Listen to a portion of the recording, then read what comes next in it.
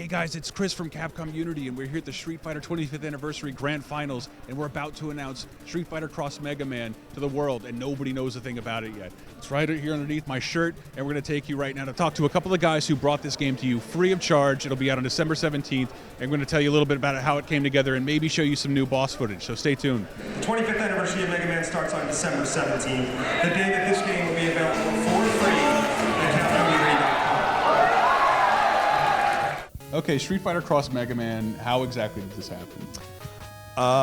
Well, for us, it happened when Zhonghui came to EVO and came up to the Capcom booth with a laptop in his hands, kind of, a little nervous. We looked at the game and, on the spot, and I was like, wow, this is really cool. Yeah. And unbeknownst to him, we'd started having discussions internally. I started clicking a few things in my head of this kind of works out just about perfectly. Yeah. If everything can line up timing wise, it could be the end of the 25th anniversary of Street Fighter and the beginning of the 25th anniversary of Mega Man. So how long did this take you to create? I worked on it only during my holidays previously, so but if I were to cram everything together, it should take about less than half a year. Less than half a year. There's a million fan games, but there are very few that really kind of stand up and can stand next to our own work and say, this is really good. So what was it about this one that really jumped out at you? The quality of it. Like the concept met content when I saw it. Right, that's exactly what it comes down to. Really good execution of a really good concept that we hadn't come up with in our own head. We wish we would have thought of it. Yeah, for sure. So I asked him for a build, and I'm a Mega Man fan, but I gotta admit, the technicalities of fall speed and slide distance are probably not things that I have sort of necessarily in my immediate grasp. So I brought it back to Brett and Greg and said, "What do you think? Give me a temperature reading." Well, like Christian mentioned, he brought this first build back from EVO 2012 and kind of gave me this disc, like very nondescript disc with no label, just like, hey, somebody gave this to us at EVO. I want to make something of it, but I want to run it by you first and see what you think. And I barely got halfway through I played Blanca level and got about halfway through it, and I was already like, it's right, it's correct. It feels right, the physics are right. The philosophy of what is a Mega Man game, moving room to room, the way the enemies come at you, this all feels very tight and right and real.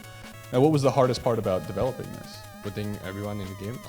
When you select the bosses, you need to consider the AI, the popularity, the weapons that you get, and the series that you want to put into the game. Because I want Shredder 2, 3, and 4, as well as the Alpha series to be inside. It's representative of the whole series, Yes, which is one of the things that's super cool about it, and I couldn't imagine being the one who had to make the decision to pick 8 and go with that. The one that barely made it in was Chun-li.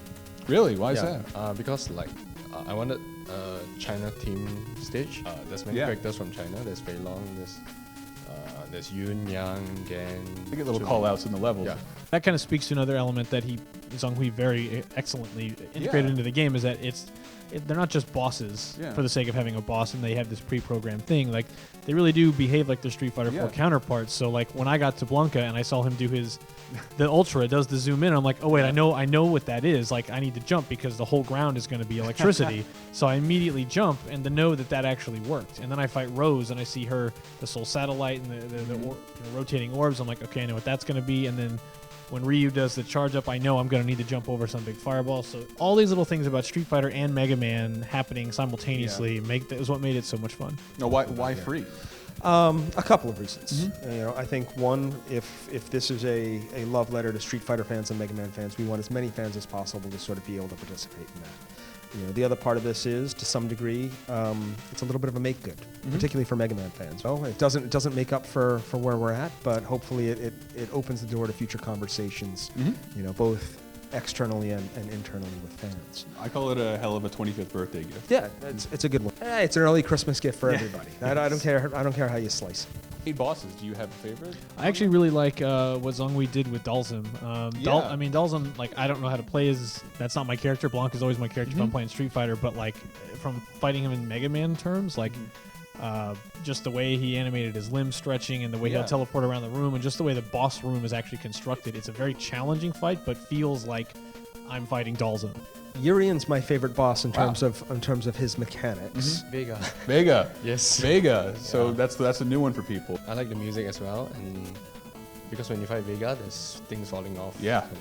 He's all over the place. Yeah, and he's one of the more difficult boss. Yeah, I have not beat him yet. Okay. The Vega stage is really cool, and the Vega boss battle is probably like the most elaborate. He's pretty wicked. He'll use the cage. I mean, when it opens up, the rose petals fall down. Yeah. I mean, it's a lot of production put into it. Use it. Okay, I like the last boss as well. You like the last boss? Yeah, and the secret last boss. Yeah. The secret last boss. Let's call the boss secret last Awesome. boss. Well, we don't want to spoil too much of what happens after the 8 bosses. I mean, you know what's going to happen. It's a Mega Man game. You're going to fight the 8 bosses, and then you're going to have 4 levels of something. And there is a pretty tough final battle, and there will be kind of a surprise at the end as well.